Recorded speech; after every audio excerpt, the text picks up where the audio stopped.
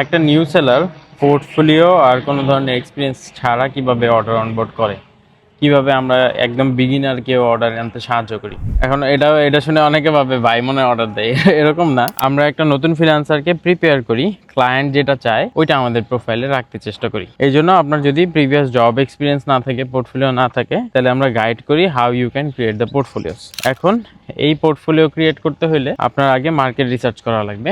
দেখতে হবে যে মার্কেটে কোনগুলোর ডিমান্ড আছে, ক্লায়েন্ট কি কি জিনিস আপনার প্রোফাইলে দেখতে চায়। এখন আপনি বায়ারের পার্সপেক্টিভ থেকে চিন্তা করে দেখেন যে আপনি কি দেখতে চান।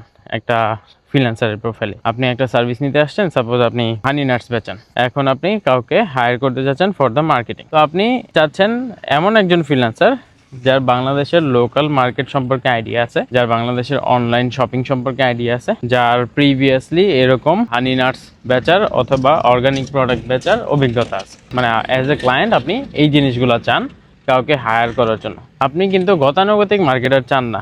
গতানুগতিক মার্কেটার বলতে সে ধরেন ইউএস এর ক্লায়েন্টদের জন্য কাজ করছে, ক্লদিং বিজনেসে হেল্প করছে, শপিফাই স্টোর প্রমোট করতে হেল্প করছে।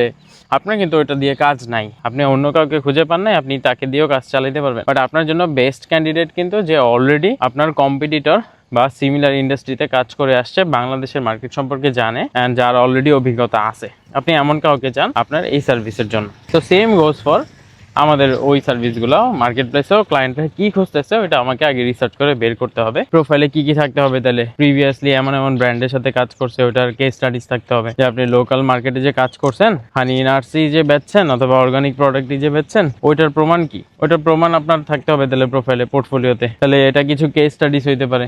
কেস স্টাডিজ আপনি রাখলেন প্রোফাইলে, দেন কেস স্টাডিজ গুলোর মধ্যে ওই লোগোস গুলা থাকলো। তারপর আপনি বিভিন্ন ইউনিক প্রবলেম যেগুলো ফাইন্ড করছেন ওটার সলভ কিভাবে করছেন ওইগুলো থাকলো। এই জিনিসগুলোই তো আপনি অ্যাজ এ বায়ার দেখতে চাচ্ছেন, তাই না? তো আপনিও আপনার মার্কেট রিসার্চ করার পর যে নিশটা ফাইন্ড করতেছেন, ওই নিশের ক্লায়েন্ট ওই সার্ভিসের জন্য ফ্রিল্যান্সারের প্রোফাইলে কোন জিনিসগুলো দেখলে পড়বে, ওই জিনিসগুলো আপনার পোর্টফোলিওতে রাখতে হবে।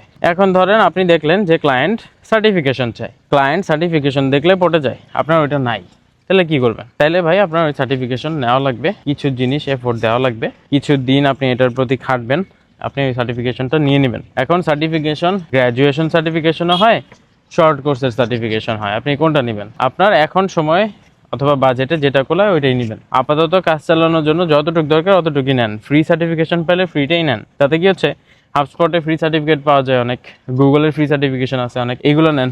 লিঙ্কডইন লার্নিং এর অ্যাকাউন্ট কিনতে পাওয়া যায় 500 টাকায়, ওইগুলো থেকে আপনি সার্টিফিকেশন নেন নিজের নামে। কোর্সের সার্টিফিকেশন নেন, যেগুলো 500 টাকা দিয়ে অ্যাকাউন্ট কেনা যায়, যদিও 500 টাকা দিয়ে কেনা উচিত না, বাট আপনি ঠেকার কাজ চালাইলেন। এখন আপনার তাও সময় নেই, ভাই আমি দ্রুত করতে চাই, আমার তাড়াতাড়ি বলেন কি করা যায়। তাইলে এমন কাউকে আপনার টিমে নেন যার সার্টিফিকেশন আছে।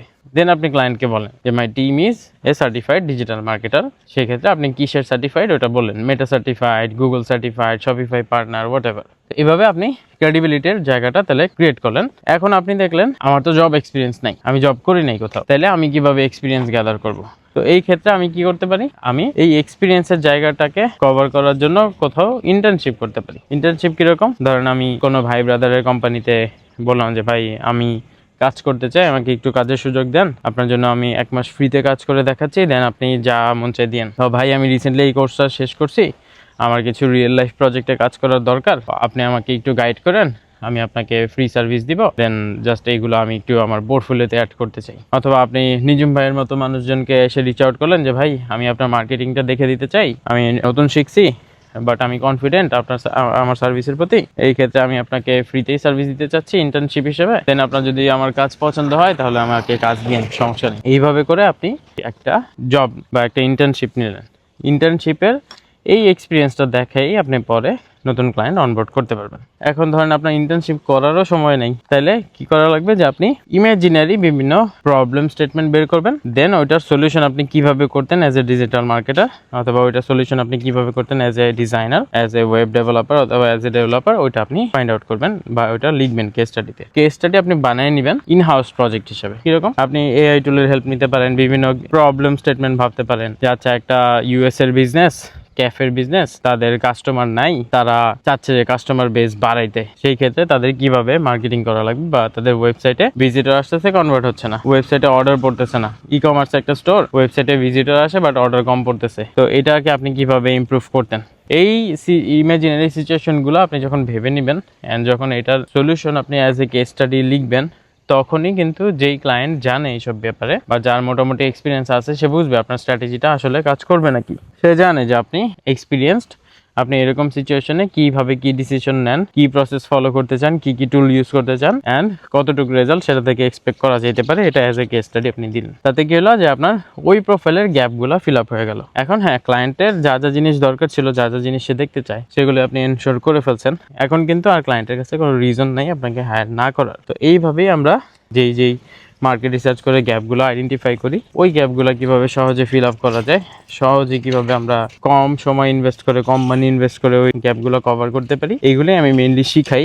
এইগুলাই কাজ করে। তো অ্যাজ এ নিউ ফ্রিল্যান্সার, এমন না যে আপনার এক্সপিরিয়েন্স নাই, পোর্টফোলিও নাই, তার মানে আপনি কাজ পাবেন না। আমরা পোর্টফোলিও বানানোও শিখাই, এক্সপিরিয়েন্স গ্যাদার করাও শিখাই, অ্যান্ড তাতে ওই গ্যাপটা ফিল আপ হয়ে যায়, আমরা একটা প্রজেক্ট অনবোর্ড করতে পারি সহজেই।